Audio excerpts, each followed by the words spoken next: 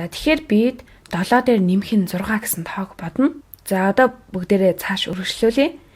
Чи 7 ямар нэгэн юмн дээр өөр 6 ямар нэгэн юм нэмнэгээ бодоод үзээрэй. Тэгээд бидэнд нийт хэдэн юмтай болох вэ гэж бодох хэрэгтэй.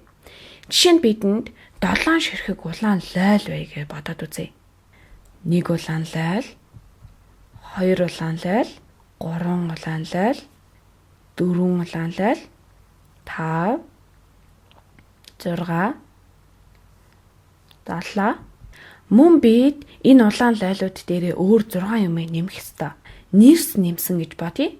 Тэгээ энд байгаа бүх жимснүүдийн нийт тоог олно. Тэгэхээр 1, 2, 3, 4, 5. Тэгээд 6 нэрс. Одоо харин бидэнд нийт хичнээн жимс байна вэ гэдгийг хэрхэн олох вэ? Тэгвэл бүгдээрээ 7-оос эхлэе. За энэ 7, тэгээд цааш нь өксүүлэн тоолъё.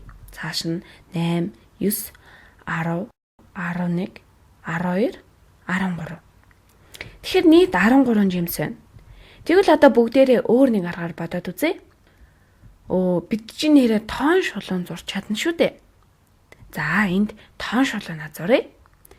Би урд нь хэрэглээгүй өнгөөр зурх хэрэгтэй байх.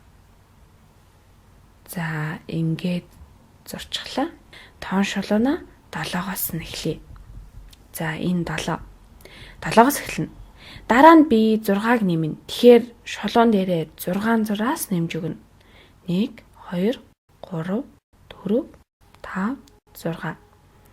Мэдээд цаашаа өршлүүлээд тоолно. 8, 9, 10, 11, 12, 13 гэсэн үг. Цаашаа өргөжлүүлсэн ч болно. Гэхдээ 7 дээр нэмэх нь 6, чи 7-оос эхлээд цааш нь тоон шулууныхаа дагуу 6 удаа цааш өсөрч байна гэж төсөөлж болох юм. 1, 2, 3, 4, 5, 6. Яг ингээд бид 13 дээр ирж байна. Өөр нэг аргаар бодож үзвэл бид 7-оос эхэлж байгаа шүү дээ. Дээр нь 3-ыг нэмбэл 10 болно.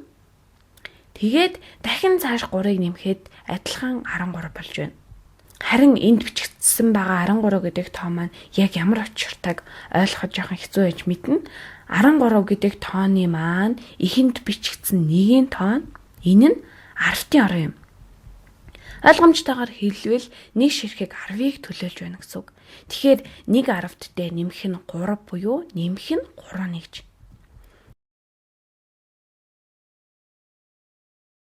Харин одоо үнийг хардаа би энд жимснүүдийг нэмж 10 ширхгээр нь нэг багц болгосон. Энэ нэг багцад 10 байгаа. Эдгээр 3 жимсийг нэмж 10 ширхэг болгон нэг багц болгосон. Бид эдгээрээр жимсүүдээр саваад үргэжчихсэн. Мөн бидэнд дахиад илүү 3 ширхэг баха. Тэгэхээр 7 дээр нэмэх нь 6, нэг багцыг 10 ширхэг болгосны дараа 3 нэгж чамд үлдсэн байгаа.